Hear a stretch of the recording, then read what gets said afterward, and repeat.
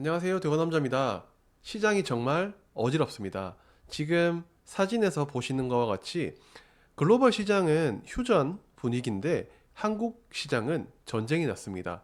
그래서 이 부분에 대해서 오늘 살펴볼 건데 썸네일에서도 얘기를 했듯이 여기서부터는 0으로 리셋을 하고 시장에 대한 생각을 다시 해볼까 합니다. 그러면 들어가 볼까요? 그러면 오늘 시장에 대해서 살펴볼 건데요. 7월 22일 월요일 정말 힘든 시장을 살펴보겠습니다. 제가 새로 리셋하면서 주목해 본 부분은 외국인과 기관의 순매수, 순매도 종목을 체크를 하는데요. 이 부분은 시장 조성자이기 때문입니다. 그래서 자료를 가지고 와봤는데 외국인의 순매수 종목은 하나 에어로스페이스를 시작으로 현대차, 에코프로비엠, 알테오젠 이런 기업들이 있고, 그럼 기관은 순매수를 LG에너지솔루션, 에코프로비엠, DB하이텍, VT, 포스코퓨처엠이 있습니다. 외국인과 기관이 2차 전지를 조금씩 사고 있는 모습을 보여주고 있고, 순매도에 보면 특징적인 게 반도체가 있습니다. 특히나 삼성전자 말이죠.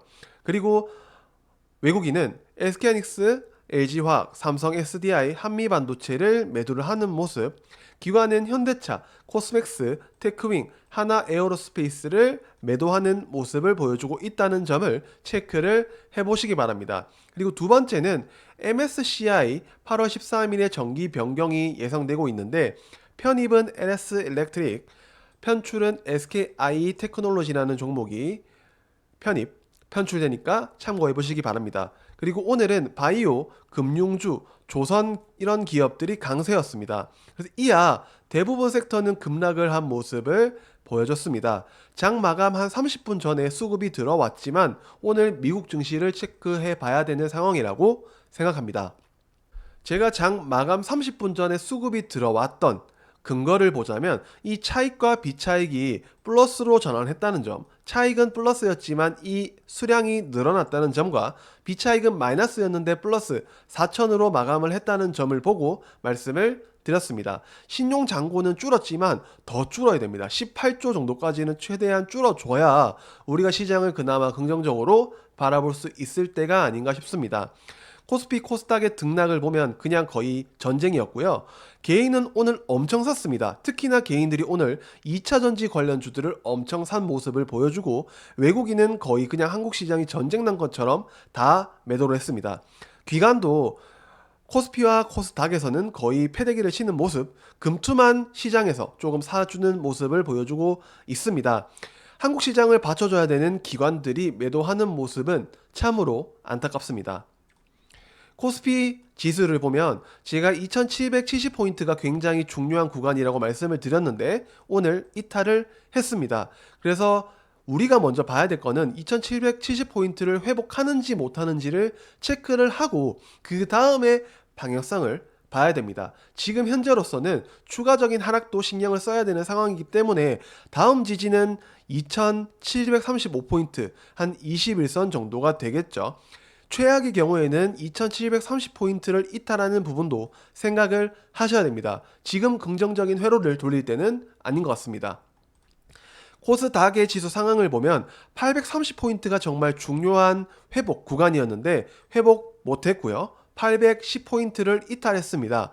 그래서 코스닥 지수의 경우 830포인트를 회복하는지 여부를 먼저 체크를 해 보시고 지금은 올라올 가능성보다는 신용 회피 물량과 투매 물량을 걱정해야 되는 지수기 때문에 지금 코스닥도 마찬가지로 긍정적인 회로를 돌릴 때는 아닌 것 같습니다. 최악의 경우에 800포인트를 이탈할 가능성도 지금은 보셔야 됩니다. 그래서 제가 그래도 이번 주에 봐야 될 중요한 일정 그리고 팁까지 가지고 왔는데요. 첫 번째는 국민의힘 전당대회. 여기에서는 금투세가 꼭 지금 시장에서는 나와야 됩니다. 두 번째는 테슬라의 실적 발표. 2차 전지 분위기를 끌어올리기 위해서는 테슬라의 실적이 그래도 꽤 잘 나와줘야 되고, 세 번째는 삼성전자의 갤럭시 폴더블 폰이 출시가 됩니다.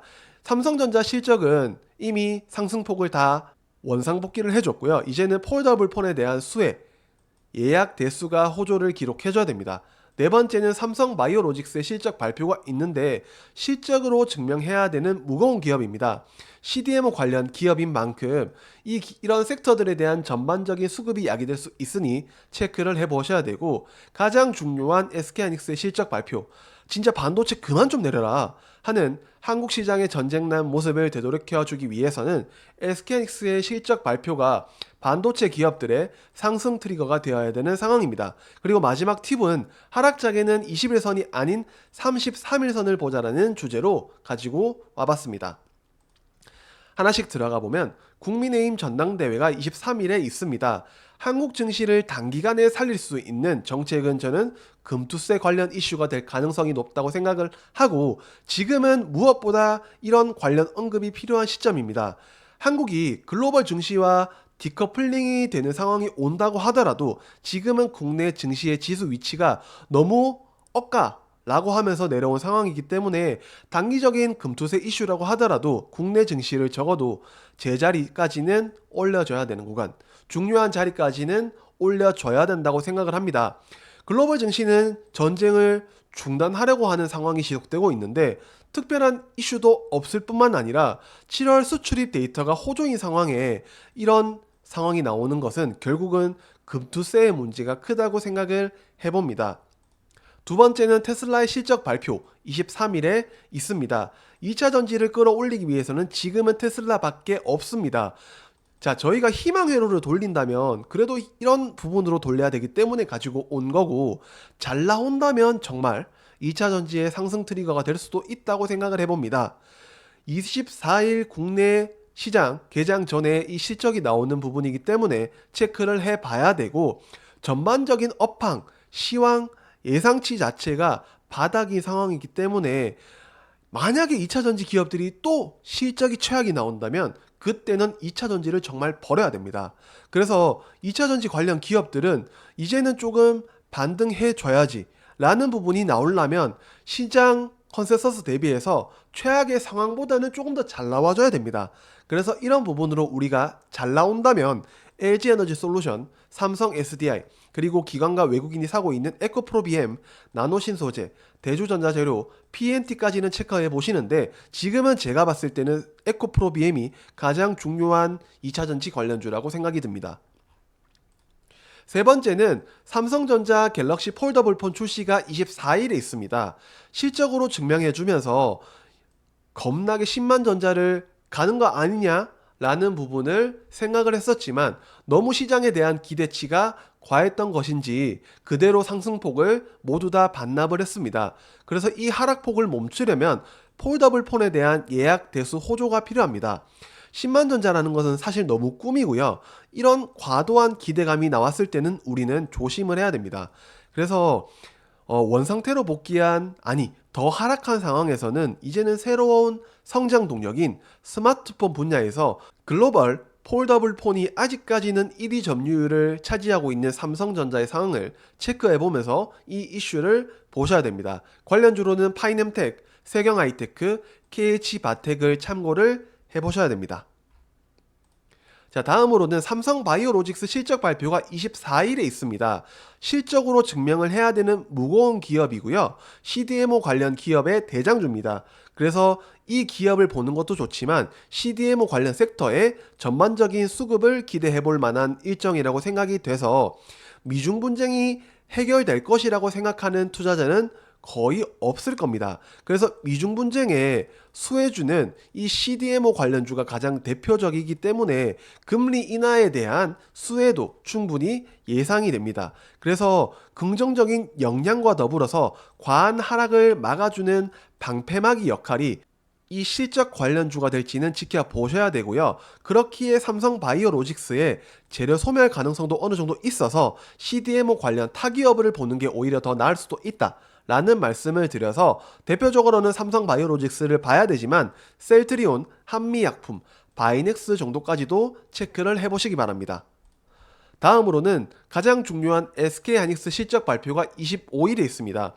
반도체 진짜 그만 좀 내려라, 한국 시장의 전쟁난리를 막아줄 SK하이닉스의 실적 발표가 이제는 반도체 기업들의 상승 트리거가 돼야 되는 상황입니다.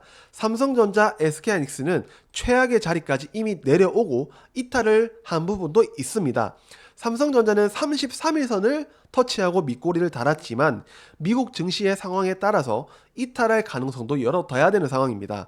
SK하이닉스는 오늘 최악인 60일선 이탈이 나왔고 마무리를 한 부분으로 봐서 내일 60일선을 회복해주지 않는다면 최악의 시나리오가 나올 가능성도 보입니다.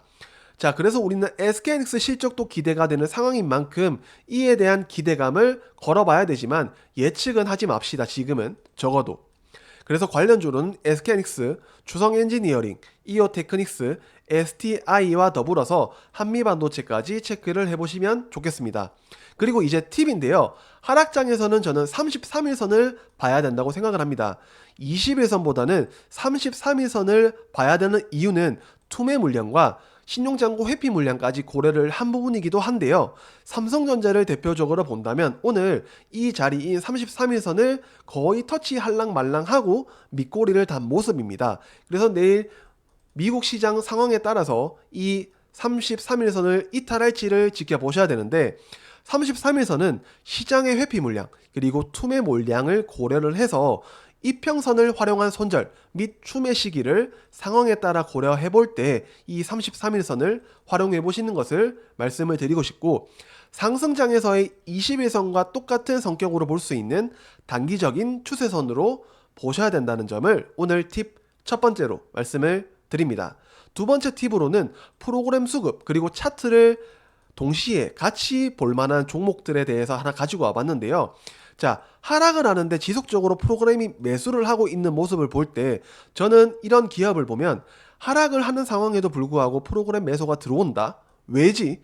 그래서 이 4개를 볼 때, 4거래일을 볼 때 일평균 한 24,580주가 이 4개의 일평균입니다. 그래서 어느 정도 계산을 해봤을 때 프로그램의 평균 단가는 35,000원 정도의 플러스 마이너스 300원 정도를 예측해 볼 수 있는데 여기에서는 차트 그리고 섹터에 따라서 보시는 것도 방법입니다. 바이오니아는 바이오 그 다음 탈모 치료제 관련주기도 한데요. 최근 이 추세선을 보면 여기 하락 추세선은 아직까지 살아있고 여기에 두 번째 상승 추세선에 밑꼬리를 달고 올린 모습 그리고 여기에 윗꼬리를 거래대금이 터진 양봉 이후에 거래대금이 죽으면서 빠진 점을 볼 때 바이오니아 상당히 볼만한 기업이라고 생각이 돼서 팁 두 번째로 가지고 와봤습니다. 시장이 너무 어려운데 너무 낙담하지 마시고요. 버티다 보면 분명 여러분들도 계좌가 살아날 수 있을 거라고 조심스럽게 위로를 드리고 싶고 오늘은 이 정도로 마무리를 하면서 저는 다음 영상에서 찾아뵙도록 하겠습니다. 안녕.